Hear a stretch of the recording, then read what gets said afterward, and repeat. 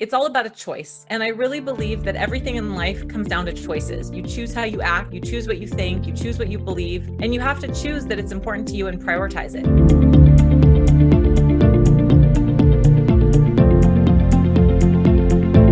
I learned that I have an opportunity and a gift to lead other women in this same effort. And so that's where Sassy Healthy Fit comes from.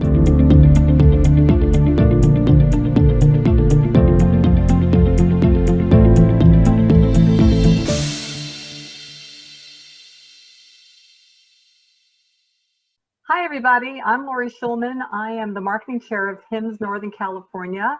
With me today, I am delighted to introduce Hallie Alavolo. She is the founder of Sassy Healthy Fit, a very interesting organization that she founded and has a lot to share with us today. So, Hallie, welcome. Thank you, Lori. I appreciate your time and having me on today. This is really fantastic. So, Hallie, one of the first questions we have is if you can describe for us a little bit about what self-care really means. Is it simply eating healthy and exercising, or is it more to it? I personally believe that there's a lot more to it. And I actually have an entire article about this on my blog that says self-care is more than just bubble baths and getting a mani-pedi, which I know that oftentimes luxury experiences are what we associate with self-care. But my definition is that self-care is when you are acting in alignment with your core values. And what I mean by that is that you have to have a really deep understanding of who you are and really ask yourself some questions to have that radical self-acceptance, to be able to practice the self-care that we need. And self-care might be something really unsexy, like doing the dishes. But example, I use this example all the time, and this is true for me. So if I have a cluttered house, particularly in my kitchen, I have 3 kids, there's 5 of us in my house, and a small kitchen. And if the kitchen is cluttered with dirty dishes, it makes me feel really anxious and makes me feel really uncomfortable. And I know that sometimes if I take the 5 to 10 minutes to do the dishes, it will help me get back into my centered space. It gives me a few minutes to be in my own head. Sometimes I put on music. So that's a time that I can practice self-care and still take care of things that have to get done around the house. And it allows me to be in alignment with values. Fantastic. Would you advocate, how do you talk about self-care as not being about being selfish? That is actually, if I could share with the audience, hopefully you guys can see this, but I have this Post-it. I didn't even prep for this. It was it's literally on my desktop computer. And I just wrote a whole post on this, that self-care is not selfish. So it is my deep that you cannot take care of anybody else if you don't take care of yourself first. We probably all know the analogy with the oxygen mask. You know, you get on a plane and they say you have to put on your oxygen mask first before you go to help anybody else. And that truly is self-care, because if I don't fill my own cup, there's 100% no way I can show up for my family, for my partner, for my friends, for my community, for my business, until I show up for myself. So I believe that we have to get rid of that old story, that narrative that said self-care is selfish. Maybe it is, but it's a good kind of selfish. Thank you. That's great. I like that distinction between the two phrases. So I appreciate your sharing that. As a busy woman as you are, can you, taking out time for self-care can be difficult for a lot of people. How do you promote other people to do that? How do they take the time for themselves? You have to commit. It's all about a choice. And I really believe that everything in life comes down to choices. You choose how you act, you choose what you think, you choose what you believe, and you have to choose that it's important to you and prioritize it. But it doesn't mean that you have to choose it to be something that consumes every part of your day. Maybe you can commit to 5 to 10 minutes first thing in the morning. Maybe you can commit to 15 minutes before you go to bed. Whatever feels good for you, that's what you need to do. And one of the things that I teach my clients and my community is I want them to think of self-care in ways that are simple, sustainable, and fun. And I live and die by this mantra: simple, sustainable, and fun. It's really, really important. So if this audience takes nothing else away from this conversation, I hope they take that. Because with self-care, if it's not simple, you're not going to do it. If it's not sustainable, it's not consistent, therefore you're not getting the benefit of it. And if it's not fun, then you're missing the whole point.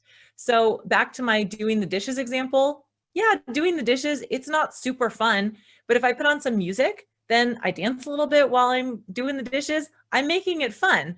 So it's just finding ways that you can create space in your day that's consistent, because if you don't do it consistently, you're not going to get the value of it. Great, excellent. Are there any daily rituals that you swear by? Yes, my morning routine, number one, each person has a circadian rhythm. And there are people that are more prone to being morning people and others that are more prone to night. Totally good. Mm-hmm. However, I do believe that the morning is the only time that you have to yourself to start your day. When you have that instant, that moment where you get to decide and you get to make those choices. So even if you are a night person and you practice your rituals in the evening or before bed, at least taking a few minutes in the morning to practice gratitude, maybe doing a brief meditation. I also like to journal. I exercise and I read for personal development. Those are the things I do in my morning routine. Mm-hmm. And that does take about an hour and a half total. And that might not be for everybody. But I think that having these daily rituals, especially gratitude practice, journaling, and meditation, those are probably my top three for anybody that's really looking to make a shift towards self-care and learning how to prioritize themselves. Excellent. Those are all great ideas.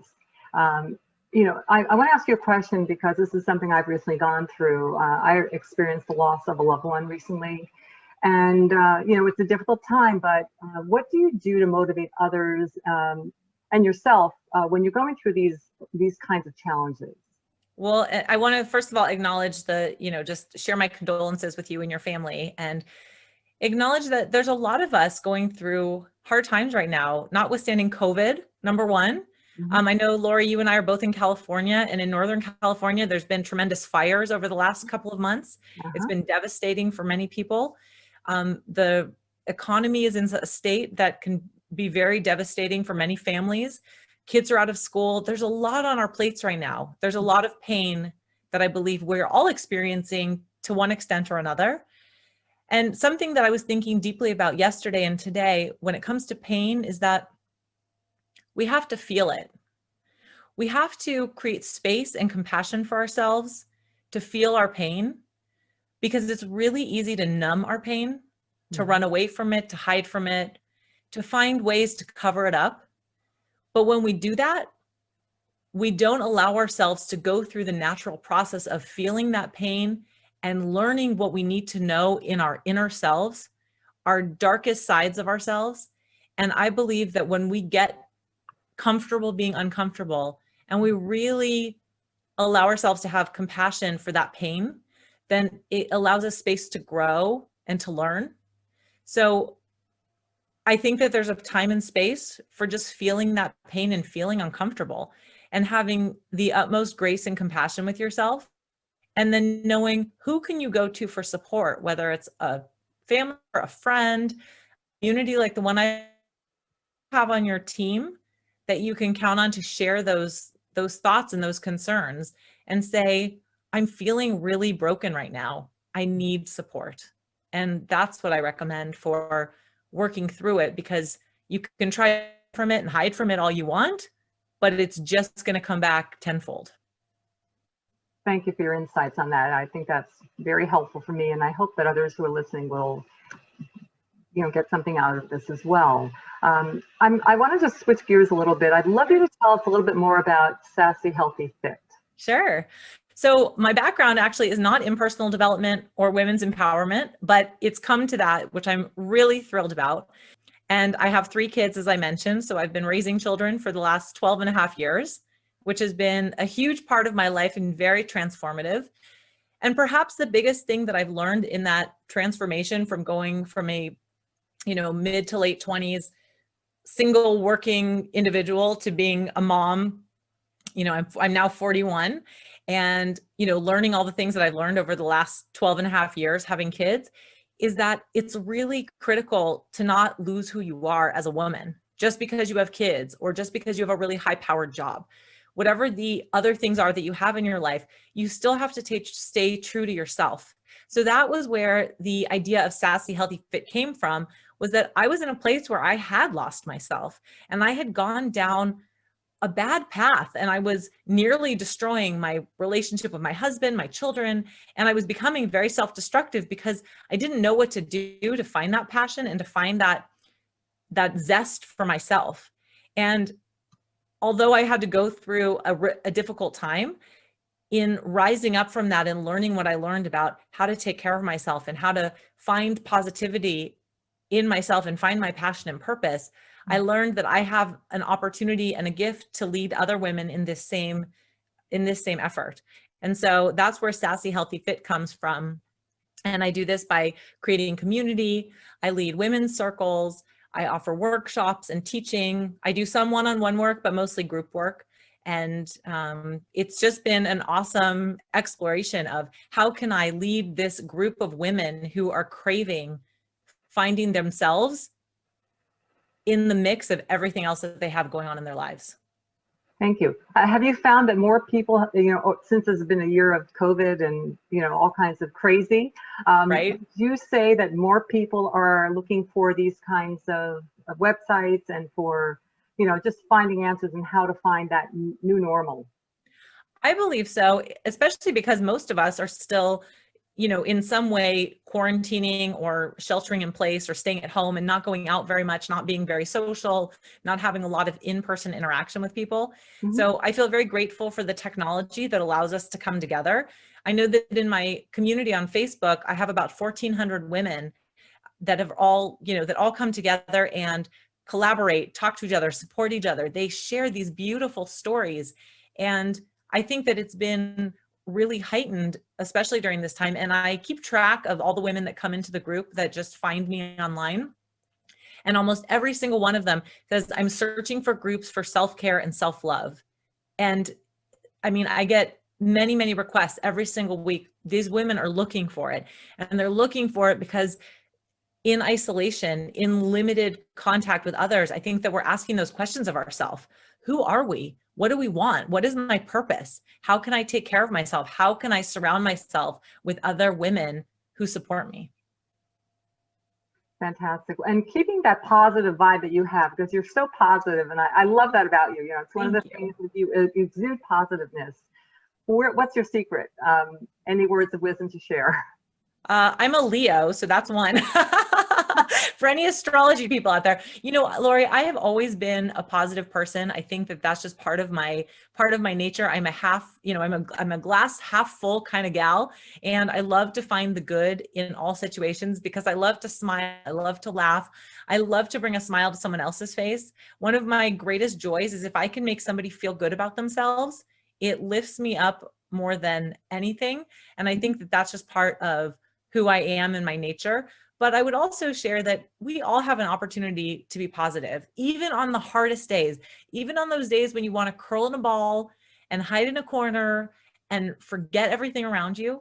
We all have the opportunity to be positive. It's just a matter of A, making the choice, and B, having the tools so that you know how to do that. And for me, one of the biggest ways that I do that is with affirmations. And I showed you my Post-it before, the self-care is not selfish. I have tons of Post-its with affirmations. I write them on my mirrors. I put them in my journal, and they're just constant, like, happy reminders to keep me focused on what is really important to me at my core. Fantastic. Tell us what your website is. Sure. Yeah. It's just sassyhealthy.fit. And there's probably about 150 blog articles on there. I also have a podcast called the Sassy AF Audio Experience that people can find on iTunes or Spotify or iHeartRadio, Stitcher. Those are some of the places. YouTube as well. And I do these morning motivation minutes that I post all over YouTube and social media. And they're just 1-minute blips of motivation every single Monday through Friday. And my intention with that is just to, again, create that positive energy, because the more positive energy you can put out there and you can create, the more you're going to get back. All right. Well, I want to thank you, Hallie, for joining us today. And I really appreciate getting to know you better. And thanks again for your time. Thank you so much, Lori. It's been a pleasure. Thank you.